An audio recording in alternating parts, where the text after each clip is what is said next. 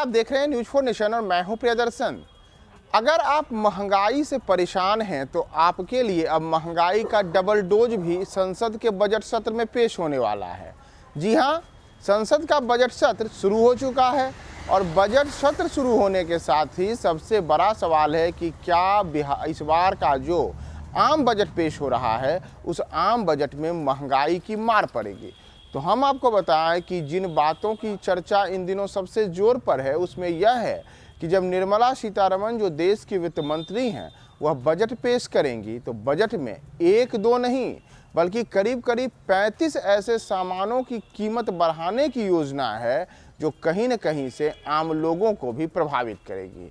जी हाँ, जिन सामानों की कीमत बढ़ाने की योजना है उसमें ऐसे सामानों की कीमत रहेगी जो जमानतर बाहर से आते हैं, यानी कि जिनका आयात किया जाता है, जो विदेशों से भारत में लाए जाते हैं।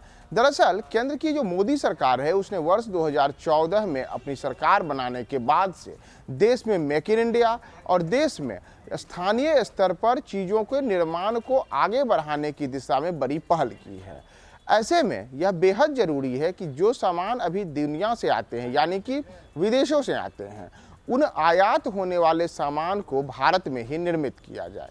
तो केंद्र सरकार की जो योजना है उसके तहत आयात होने वाले सामान को भारत में ही बनाने की दिशा में बड़ा प्रयास किया जाना है। इसके लिए इस बजट वाले सत्र में कहा जा रहा है कुछ वैसा ही प्रयास किया जाएगा। और जैसा हमने बताया कि करीब 3 दर्जन सामान ऐसे रहेंगे जिनकी कीमतें बढ़ेंगी और ये तमाम सामान वह सामान है जो आम तौर पर विदेशों से भारत में लाया जाए। दरअसल आत्मनिर्भर भारत की मुहिम के तहत मजबूत और तेज रफ्तार में देश का विकास करने के लिए वर्ष 2023 के बजट को लक्षित किया गया है और इसमें विदेशों से आयात किए जाने वाले कई तरह के सामान पर कस्टम ड्यूटी को बढ़ाने की योजना है। माना जा रहा है कि इससे केंद्र सरकार की इस अहम कदम से मेक इन इंडिया मुहिम को और गति मिलेगी और घरेलू विनिर्माण के क्षेत्र को बढ़ावा मिलेगा। आयात को कम करने के लिए इस प्रकार की योजना बनाई गई है कि जो सामान अभी मौजूदा समय में विदेशों से आते हैं उस पर कस्टम ड्यूटी बढ़ा दी जाए।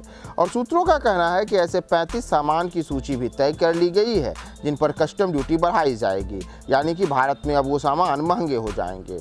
हालांकि इनमें जिन चीज़ों की बात की जा रही है उसमें private jet, helicopter, high and electronics item, plastic के सामान, ज्वेलरी, हार्ड ग्लास पेपर और विटामिन जैसे आइटम शामिल हैं।